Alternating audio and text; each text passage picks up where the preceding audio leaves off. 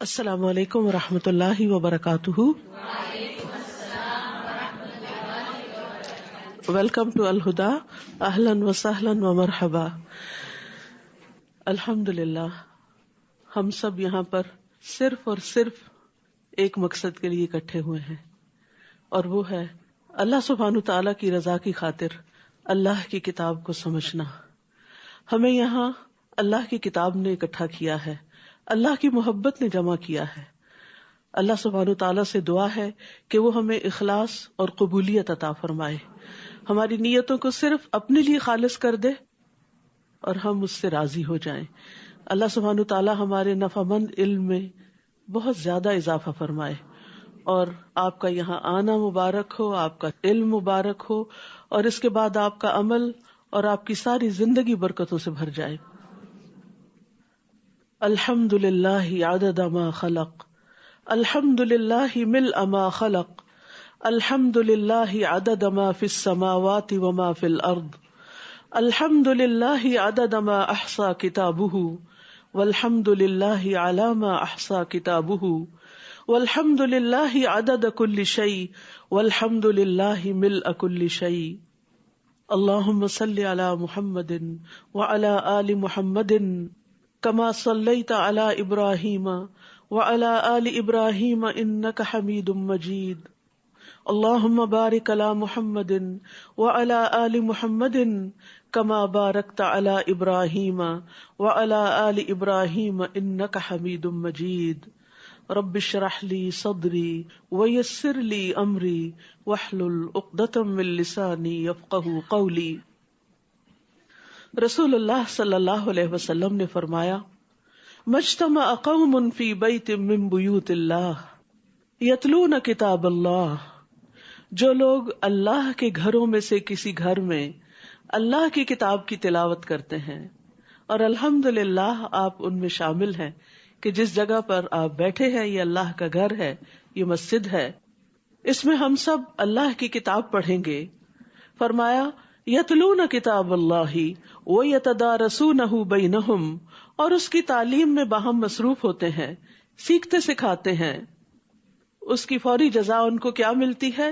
تو ان پر سکینت نازل ہوتی ہے اور رحمت انہیں ڈھانپ لیتی ہے اور فرشتے انہیں گھیر لیتے ہیں، اور اللہ تعالیٰ ان کا ذکر اپنے پاس موجود فرشتوں میں کرتے ہیں.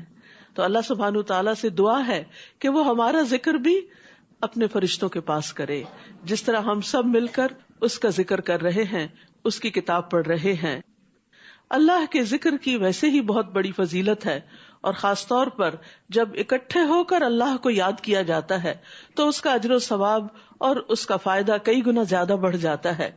ابو ہریرہ رضی اللہ عنہ سے مروی ہے کہ نبی صلی اللہ علیہ وسلم نے فرمایا، بے شک اللہ تبارک و تعالیٰ کے کچھ زائد فرشتے ایسے بھی ہیں جو گھومتے پھرتے رہتے ہیں، یعنی ادھر ادھر ڈھونڈتے رہتے ہیں اور ذکر کی مجلسوں کو تلاش کرتے ہیں کہ کہاں ہیں وہ لوگ جو مل بیٹھ کر اللہ کا ذکر کر رہے ہیں.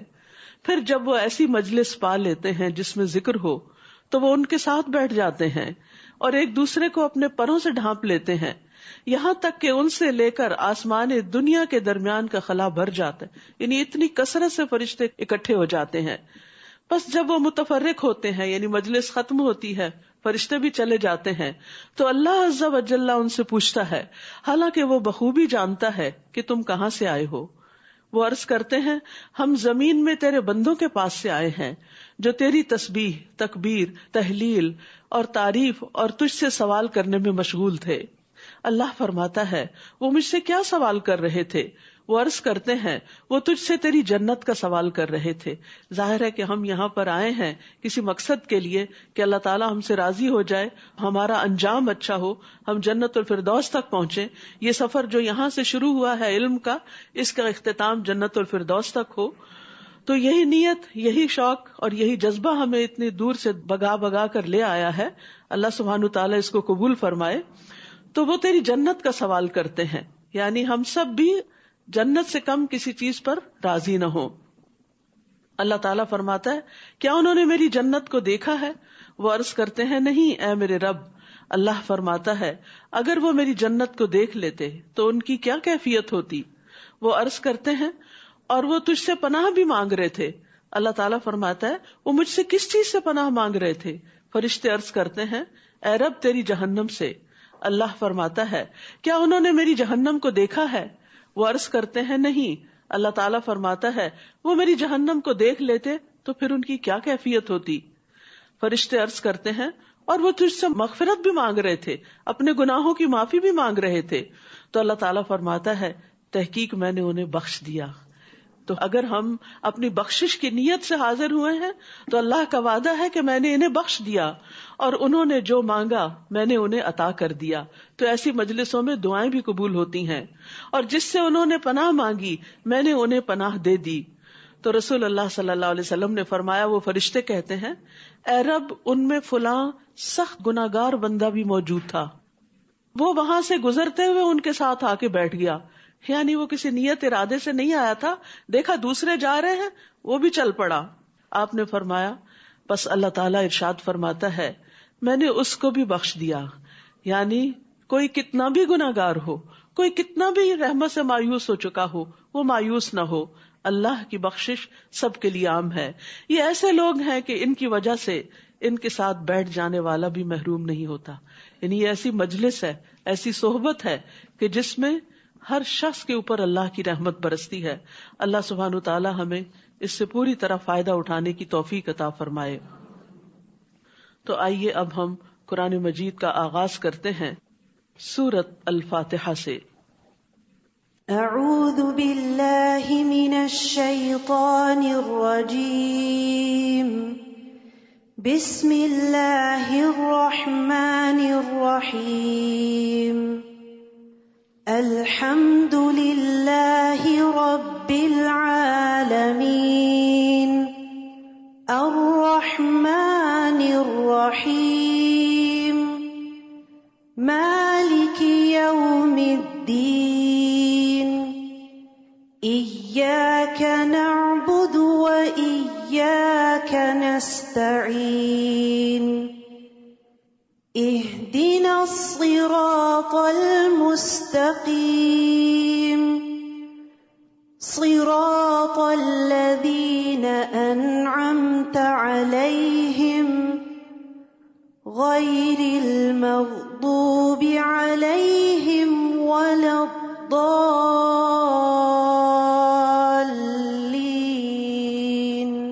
آمین. سورۃ الفاتحہ ابن عباس رضی اللہ عنہ سے مروی ہے، وہ فرماتے ہیں کہ ہمارے درمیان جبریل علیہ السلام نبی صلی اللہ علیہ وسلم کے پاس بیٹھے ہوئے تھے کہ اچانک اوپر سے ایک آواز سنائی دی. آپ نے سر اٹھایا تو جبریل علیہ السلام نے فرمایا یہ آسمان کا دروازہ ہے جسے صرف آج کے دن کھولا گیا ہے، آج سے پہلے کبھی نہیں کھولا گیا تھا. پھر اس سے ایک فرشتہ اترا تو جبریل علیہ السلام نے فرمایا یہ فرشتہ جو زمین کی طرف اترا ہے یہ آج سے پہلے کبھی نہیں اترا. پھر اس فرشتے نے سلام کیا اور کہا کہ آپ کو ان دو نوروں کی خوشخبری ہو جو آپ کو دیے گئے ہیں، جو آپ سے پہلے کسی نبی کو نہیں دیے گئے. ان میں سے ایک سورۃ الفاتحہ اور دوسرے سورۃ البقرہ کی آخری آیات. تو سورۃ الفاتحہ بہت خاص سورت ہے. مفسرین نے اس کے 36 نام گنوائے ہیں. اس سے آپ اندازہ لگا سکتے ہیں کہ اس کی کتنی زیادہ اہمیت ہے. اور یہ واحد سورت ہے کہ جس کی فضیلت اور تعریف خود قرآن مجید میں اللہ تعالیٰ نے فرمائی ہے. وَلَقَدْ آتَيْنَاكَ سَبْعًا مِّنَ الْمَثَانِي کہ ہم نے آپ کو 7 آیات جو بار بار دہرائی جانے والی ہیں وہ عطا کی ہیں. وَالْقُرْآنِ الْعَظِيمِ. تو سورۃ الفاتحہ کی 7 آیات ہیں. آغاز ہوتا ہے بسم اللہ الرحمن الرحیم سے، اللہ کے نام سے جو بہت مہربان نہایت رحم فرمانے والا ہے. اللہ کا نام بہت بابرکت نام ہے، اور جب بسم اللہ کہہ دیا تو یہاں اللہ کا صرف اللہ ہی نام نہیں بلکہ اللہ کے جتنے بھی نام ہیں ان تمام ناموں کے ساتھ، ان تمام ناموں کا ذکر کرتے ہوئے، ان کو ذہن میں رکھتے ہوئے ہم اپنے کام کا آغاز کرتے ہیں. کون ہے اللہ؟ الرحمن، وہ جو بہت مہربان ہے، جس کی رحمت بہت عام ہے، الرحیم جو بار بار رحم فرمانے والا ہے۔ رحمان میں واسع وسیع رحمت کا ذکر ہے اور رحیم میں واصل مسلسل رحمت کا ذکر ہے۔ تو جس چیز پر بھی اللہ کا نام لیا جاتا ہے وہاں برکت بھی ہوتی ہے اور پھر اللہ کی رحمتیں بھی نازل ہوتی ہیں۔ تو قرآن مجید کا آغاز بھی ہم اللہ سبحانہ تعالیٰ کے نام کے ساتھ کرتے ہیں، اور اللہ کے نام سے پہلے جیسے کہ سورۃ فاتحہ سے پہلے آپ نے اعوذ باللہ بھی سنی، تو اعوذ باللہ من الشیطان الرجیم بھی پڑھی جاتی ہے ابتداء میں قرآن سے پہلے، تاکہ انسان اللہ سبحانہ تعالیٰ کی رحمت پانے کے لیے، اس کتاب کو سمجھنے کے لیے شیطان مردود کے شر سے محفوظ رہے، اللہ کی پناہ میں آ جائے، تاکہ قرآن جس مقصد کے لیے اترا ہے، جو پیغام ہمیں دیتا ہے، وہ ہم پورے کا پورا حاصل کر سکیں۔ الحمد للہ رب العالمین، سب تعریف اللہ رب العالمین کے لیے ہے۔ الحمد کلہ، ہر طرح کی، ہر قسم کی تعریف اللہ کے لیے۔ یاد رکھیے کہ حمد قولی ہوتی ہے، زبانی ہوتی ہے، اور حمد کے لیے ایک لفظ شکر بھی استعمال ہوتا ہے، لیکن شکر دل میں بھی ہوتا ہے، زبان سے بھی ہوتا ہے اور عمل سے بھی ہوتا ہے، جبکہ حمد ساری کی ساری زبان ہی سے ہوتی ہے، قول ہی سے ہوتی ہے۔ وقیل الحمد للہ رب العالمین، وقال الحمد للہ رب العالمین۔ تو اللہ کی تعریف، کیوں اللہ کی تعریف؟ اس لیے کہ ہمیں جو کچھ بھی ملا ہے وہ اللہ ہی کی طرف سے ملا ہے۔ وما بکم من نعمت فمن اللہ، تمہیں جو بھی نعمت ملی ہے وہ اللہ کی طرف سے ملی۔ اور پھر سب سے بڑھ کر نعمت قرآن جو ہمیں ملی ہے، اور اللہ نے ہمارے لیے اس موقع کو جو آسان کیا ہے، یہ بھی اللہ ہی کی تعریف ہے کہ اس نے ہمیں توفیق دی، اس نے ہمیں کوشش کرنے کی ہمت دی، اس نے ہمیں یہاں لا بٹھایا، اس نے ہمیں اپنے ذکر کا شوق دیا، اپنی محبت عطا کی اور اپنی تعریف کے قابل بنایا۔ یاد رکھیے اگر ہم تعریف نہیں کرتے تو کائنات کی ہر چیز اللہ کی تعریف بیان کر رہی ہے۔ وَإِن مِّن شَيْءٍ إِلَّا يُسَبِّحُ بِحَمْدِهِ، کوئی بھی چیز ایسی نہیں جو اس کی حمد کے ساتھ، اس کی تعریف کے ساتھ اس کی تسبیح نہ کر رہی ہو۔ اس وقت بھی آسمان تسبیح کر رہا ہے، یہ زمین تسبیح کر رہی ہے، ہر چیز، حجر شجر سب کے سب اللہ کی تعریف کر رہے ہیں، حتیٰ کہ ہمارا جسم بھی اللہ کی تعریف کرتا ہے۔ تو کیا ہی اچھا ہو کہ اگر ہمارے دل سے نکلی ہوئی تعریف ہماری زبان سے ادا ہو تو ایک دفعہ بھرپور انداز میں کہیے الحمدللہ، الحمدللہ، اللہ کی ساری نعمتوں پر جو اس نے ہمارے پیدائش سے پہلے ہمارے لیے تیار کی، جو اس نے ہمیں اس زندگی میں عطا کی اور جو اس نے اپنے خاص بندوں کے لیے آخرت میں تیار کر رکھی ہیں، ان ساری نعمتوں پر اللہ کی تعریف ہے۔ کون ہے وہ اللہ؟ رب العالمین، جو تمام جہانوں کا رب ہے، سب کا پیدا کرنے والا، سب کی تدبیر کرنے والا، سب کا مالک۔ اس کی طرف سے ہم سب آئے ہیں، اسی کی طرف لوٹ کر جانا ہے۔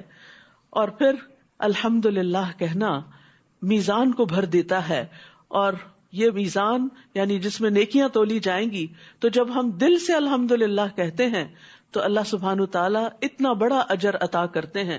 یعنی بندے جب اللہ کی تعریف کرتے ہیں تو اللہ تعالیٰ ان کو خالی ہاتھ نہیں جانے دیتا، اور قیامت کے دن بھی افضل ترین بندے وہی ہوں گے جو حمادون ہوں گے، جو سب سے زیادہ اللہ کی تعریف کرنے والے ہوں گے۔ تو وہ کیوں کرتے ہیں تعریف؟ کیونکہ وہ رب ہے سارے جہانوں کا، الرحمن الرحیم، جو بہت مہربان، نہایت مہربان، بار بار رحم فرمانے والا ہے۔ یعنی اللہ سبحانہ تعالی نہ صرف یہ کہ رب ہے جس نے پیدا کیا، بلکہ اس کی مہربانیاں ہے کہ اس نے ہمیں رزق بھی دیا، اس نے ہمیں زندگی کے سارے سامان بھی دیے، اور اس کی یہ رحمت ہر چیز پر چھائی ہوئی ہے۔ وَرَحْمَتِي وَسِعَتْ كُلَّ شَيْءٍ، میری رحمت ہر چیز پہ چھائی ہوئی ہے، مسلم، مومن، کافر، منافق، ہر ایک پر اس کی رحمت ہے۔ اسی لیے وہ اس کو زندگی اور نعمتیں عطا کیے ہوئے ہے، اور اس کی خاص نعمت اس کے خاص بندوں کے لیے ہے۔ الرحیم کی صفت جس کے لیے آتی ہے کہ وہ ہمیشہ کے لیے اس کی رحمت جاری رہے گی، یعنی قیامت کے دن بھی اللہ تعالیٰ ان پر اپنی رحمتیں نازل فرمائیں گے۔ اور اس کی خاص رحمت جس کو جنت کہا گیا ہے کہ انتی رحمتی، تو میری رحمت ہے، اور تجھ میں جس کو چاہوں گا داخل کروں گا. تو اللہ تعالیٰ سے دعا ہے کہ اللہ ہم سب کو جنت الفردوس میں اپنی رحمت سے داخل کرے، کیونکہ ہمارے اعمال تو ایسے نہیں، لیکن اس کی رحمت بہت وسیع ہے. تو اللہ سبحانہ تعالیٰ اپنا تعارف رحمت کے ساتھ کروا رہے ہیں. آپ دیکھیے کہ 4 دفعہ اس کی رحمت کا ذکر ہو چکا ہے، 2 دفعہ بسم اللہ میں اور 2 دفعہ یہاں پر سورۃ الفاتحہ میں. تو اللہ سبحانہ تعالیٰ ہی کی تعریف ہے کیونکہ وہ سب کا پالنے والا ہے، اس کی تعریف ہے کیونکہ وہ رحمتوں سے بھرپور ہے، اس کی طرف سے رحمتیں نازل ہو رہی ہیں. اور پھر مالک یوم الدین بھی ہے، یعنی جس کے پاس ہم سب کو لوٹ کر جانا ہے، جس دن ہم سب کو اپنے اعمال کا بدلہ اور جزا دی جانے والی ہے. اور اس دن من جاء بالحسنۃ فلہ خیر منہا، جو شخص نیکی لے کر آیا اس کے لیے اس سے بہتر صلہ ہے. ومن جاء بالسیئۃ، اور جو برائی لے کر آیا فلا یجزی الذین عملوا السیئات الا ما كانوا یعملون، تو جن لوگوں نے برے کام کیے وہ بدلہ نہ دیے جائیں گے مگر اسی کا جو وہ کیا کرتے تھے. ایاک نعبد و ایاک نستعین، صرف تیری ہی ہم عبادت کرتے ہیں اور صرف تجھی سے ہم مدد چاہتے ہیں. یعنی جب تو تعریف کے لائق ہے اور ساری نعمتیں اور رحمتیں تیری طرف سے ہیں تو پھر عبادت کا مستحق بھی تو ہی ہے، تیرے ہی آگے ہم جھکتے ہیں. اور عبادت مشتمل ہوتی ہے 2 اہم چیزوں پر، شدید محبت اور شدید تعظیم پر، کہ ہم اللہ سے بہت محبت بھی کرتے ہیں اور اس کی بڑائی بھی بیان کرتے ہیں اور اس بنا پر اس کے آگے جھکتے بھی ہیں، اور پھر مدد بھی اس سے مانگتے ہیں. وَإِيَّاكَ نَسْتَعِينُ، اس میں دعا بھی مانگی جا رہی، کیونکہ دعا جو ہے تمام عبادات کا نچوڑ ہے، تمام عبادات کا خلاصہ ہے. اور سب سے نفع بخش دعا جو ہے وہ سورۃ الفاتحہ ہے. شیخ الاسلام ابن تیمیہ کہتے ہیں جب میں نے غور کیا کہ سب سے زیادہ نفع مند دعا کون سی ہے، یعنی سب سے اچھی دعا کون سی ہے، تو وہ اللہ کی رضا کے کاموں پر مدد مانگنے کی دعا ہے. پھر میں نے سورۃ الفاتحہ کی اس آیت ایاک نعبد و ایاک نستعین میں اس دعا کو پا لیا. اور پھر عبادت جو ہے وہ نہ صرف یہ کہ صرف دل سے محبت کرنا اور صرف دل میں اللہ کی تعظیم اور بڑائی رکھنا، بلکہ اس کا عملی ثبوت بھی دینا. اسی لیے نماز بھی عبادت ہے، روزہ بھی عبادت ہے، زکوٰۃ بھی عبادت ہے، حج بھی عبادت ہے.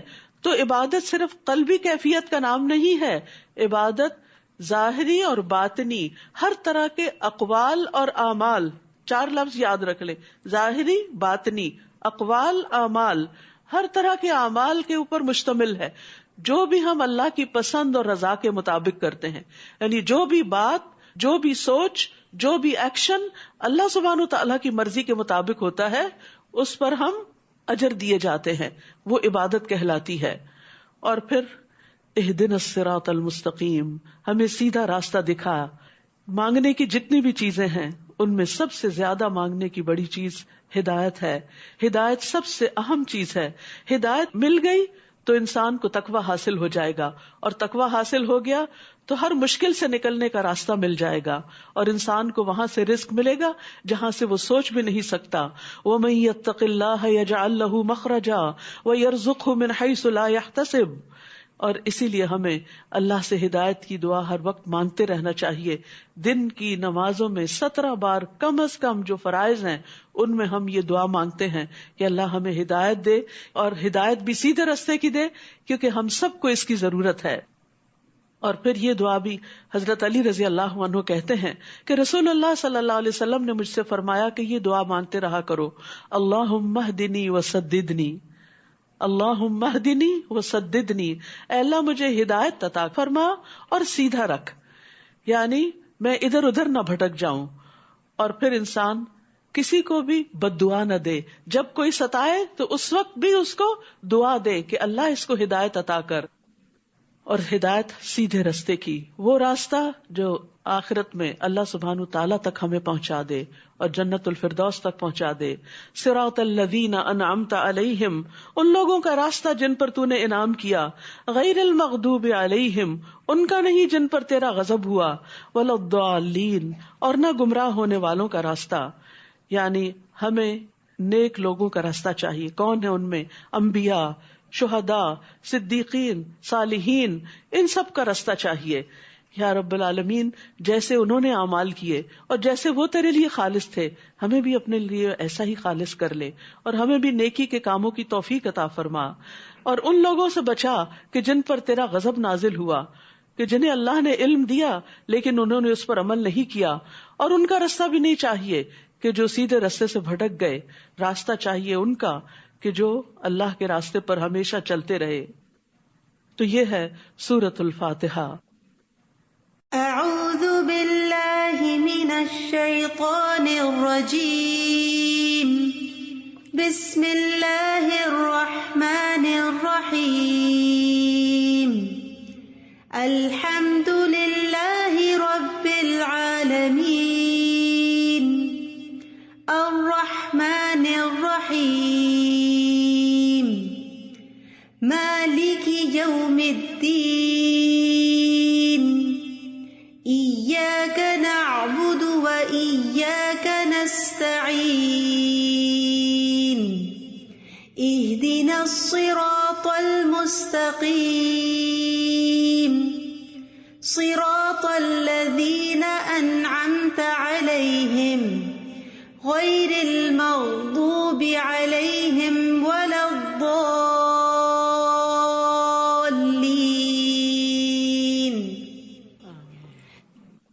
سورۃ البقرہ، رسول اللہ صلی اللہ علیہ وسلم نے فرمایا سورۃ البقرہ پڑھا کرو، کیونکہ اس کا پڑھنا باعث برکت ہے اور اسے چھوڑنا باعث حسرت ہے، اور اس کے پڑھنے والے پر جادوگر قدرت نہیں پا سکتے۔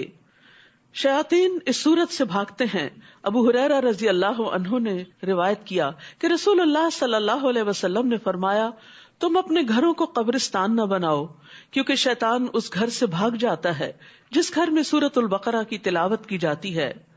بسم اللہ الرحمن الرحیم، الف لام میم، الف لام میم، ذالک الکتاب لا ریب فیہ ھدی للمتقین، یہ وہ کتاب ہے جس میں کوئی شک نہیں، ہدایت ہے تقوی والوں کے لیے، متقی لوگوں کے لیے۔ کون ہے متقی؟ کون ہے اللہ سے ڈرنے والے؟ کون ہے جو ہر لمحے اللہ کے بارے میں سوچتے ہیں؟ الذین یؤمنون بالغیب، وہ جو غیب پر ایمان رکھتے ہیں، جو دل کا فعل ہے، ویقیمون الصلاۃ، اور وہ نماز قائم کرتے ہیں جو کہ ہمارے اعضاء کا فعل ہے، ومما رزقناہم ینفقون، اور اس میں سے جو ہم نے ان کو رزق دیا وہ خرچ کرتے ہیں۔ یہ بندوں کا حق ہے۔ گویا متقی وہ لوگ ہوتے ہیں، اس کتاب سے ہدایت ان کو ملتی ہے کہ جن کے باطن میں بھی اللہ کی یاد ہو اور وہ اللہ پر ایمان رکھتے ہوں، یقین رکھتے ہوں، ایمان کے تقاضے پورے کرتے ہوں، اور جو عملی طور پر اللہ کی عبادت یعنی نماز کا پورا اہتمام کرتے ہوں، اور جو اپنے مال کو دوسروں پر خرچ کرنے والے ہوں، حقوق العباد کا پوری طرح لحاظ رکھتے ہوں۔ والذین یؤمنون بما انزل الیک، اور وہ جو ایمان لاتے ہیں اس پر جو آپ پر نازل کیا گیا، وما انزل من قبلک، اور جو آپ سے پہلے نازل کیا گیا، وبالآخرۃ ھم یوقنون، اور وہ آخرت پر یقین رکھتے ہیں۔ تو ایمان کے تقاضے، تقوی کے تقاضے، ہدایت کی شرائط میں سے ایک شرط یہ بھی ہے کہ انسان ہر اس چیز پر ایمان لائے جو محمد الرسول اللہ صلی اللہ علیہ وسلم پر نازل ہوئی۔ نبی صلی اللہ علیہ وسلم پر نازل شدہ وحی ایک تو قرآن مجید کی شکل میں تھی، اور دوسرے حکمت کی شکل میں، سنت کی شکل میں، جس کو حدیث کا نام بھی دیا جاتا ہے۔ قرآن مجید میں آتا ہے وَأَنزَلَ اللَّهُ عَلَيْكَ الْكِتَابَ وَالْحِكْمَةَ، اور اللہ نے آپ پر کتاب اور حکمت نازل کی، وَعَلَّمَكَ مَا لَمْ تَكُنْ تَعْلَمْ، اور آپ کو وہ کچھ سکھلا دیا جو آپ جانتے نہیں تھے۔ وَكَانَ فَضْلُ اللَّهِ عَلَيْكَ عَظِيمًا، اور یہ آپ پر اللہ کا بہت بڑا فضل ہے۔ لہٰذا آپ کی تعلیمات سے فائدہ اٹھانا اللہ کے فضل کو دعوت دینا ہے۔ اس شخص پر اللہ کا فضل ہوتا ہے جس کو نبی صلی اللہ علیہ وسلم کی طرف آئی ہوئی وحی سے فیض اٹھانے کا موقع مل جاتا ہے۔ اور پھر حدیث بھی قرآن ہی کی طرح نازل ہوتی تھی۔ وَمَا يَنطِقُ عَنِ الْهَوَىٰ إِنْ هُوَ إِلَّا وَحْيٌ يُوحَىٰ، وہ اپنی خواہش نفس سے کچھ نہیں کہتے، وہ تو صرف وحی ہے جو نازل کی جاتی ہے۔ تو رسول اللہ صلی اللہ علیہ وسلم نے اپنے بعد قرآن کے ساتھ ساتھ سنت بھی چھوڑی اور ان دو چیزوں کو مضبوطی سے پکڑے رہنے کا حکم دیا. فرمایا تم ہرگز گمراہ نہیں ہوگے جب تک ان دونوں کو مضبوطی سے تھامے رکھو گے, ایک اللہ کی کتاب اور دوسرے اس کے نبی کی سنت.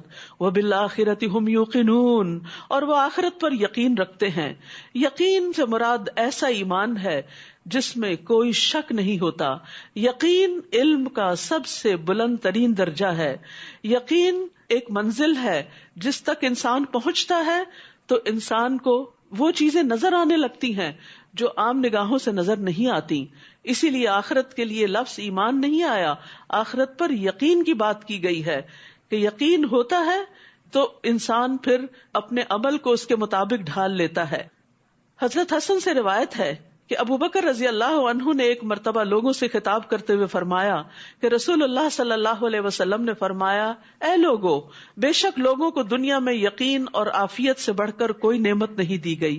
یعنی جس کو یقین مل گیا اس کے دل سے شک ہی نکل گیا اور وہ پورا مانتا ہے کہ اللہ ہے, محمد صلی اللہ علیہ وسلم اللہ کے رسول ہیں, یہ کتاب اللہ کی طرف سے آئی ہے اور ہمیں آخرت کے دن رسول اللہ صلی اللہ علیہ وسلم اور سارے انبیاء کے ساتھ اللہ کے حضور حاضر ہونا ہے.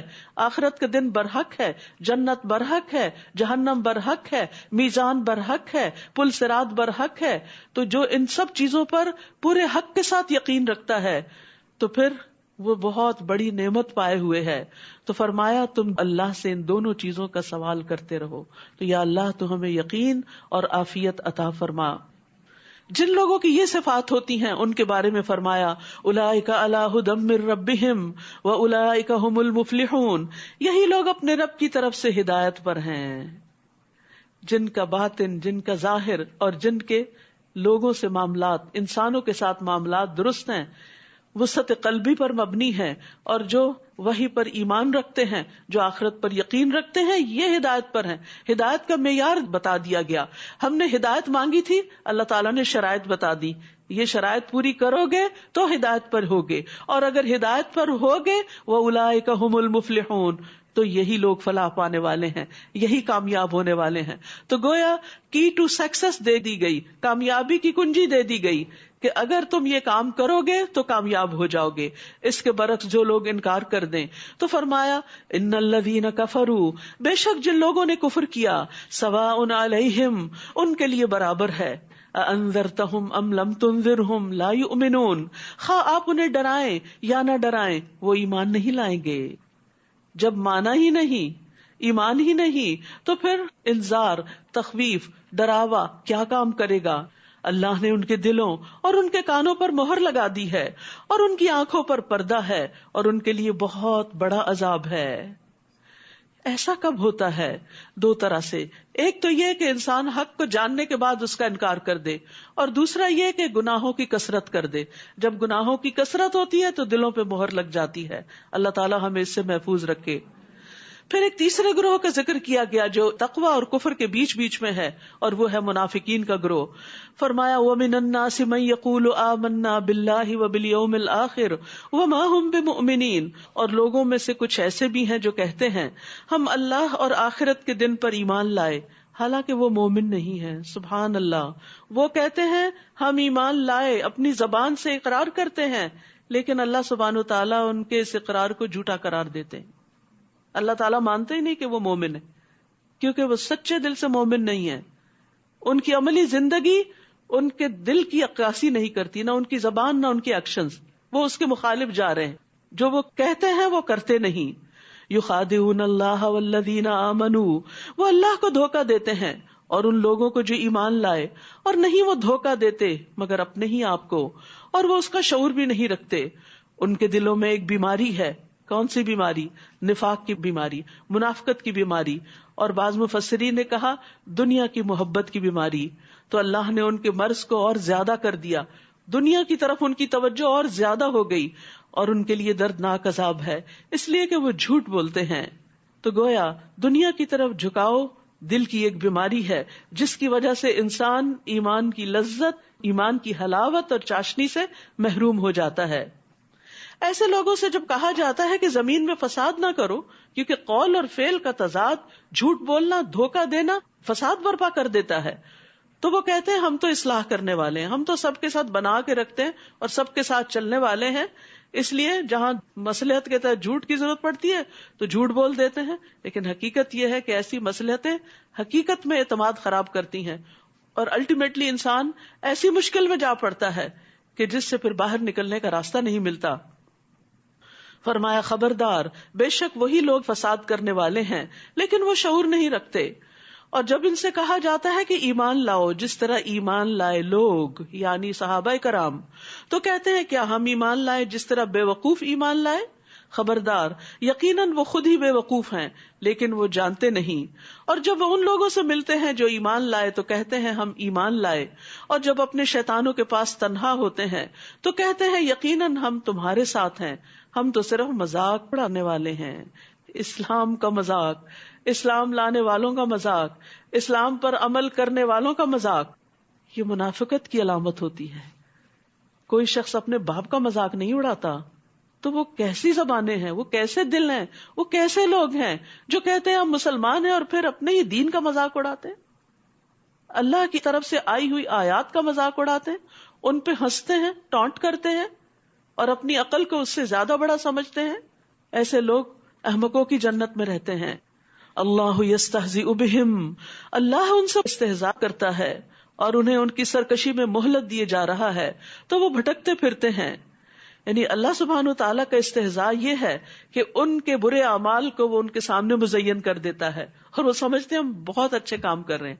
وہ بے وقوفوں کی جنت میں رہتے ہیں، اپنی برائیوں کو وہ خوبصورت عمل سمجھتے ہیں. اور قیامت کے دن ان کے ساتھ استہزاء کیا ہوگا کہ جب اہل ایمان روشنی میں چلیں گے اور منافقین بھی ساتھ چلیں گے تو یکا یک ان کی روشنی بجھ جائے گی اور وہ اندھیرے میں حیران پریشان کھڑے ہوں گے. تو امید کے بعد مایوسی کتنی بری چیز ہے جو ان کو میسر آئے گی. یہی وہ لوگ ہیں جنہوں نے ہدایت کے بدلے گمراہی خرید لی، تو نہ ان کی تجارت ہی فائدہ مند ہوئی اور نہ ہی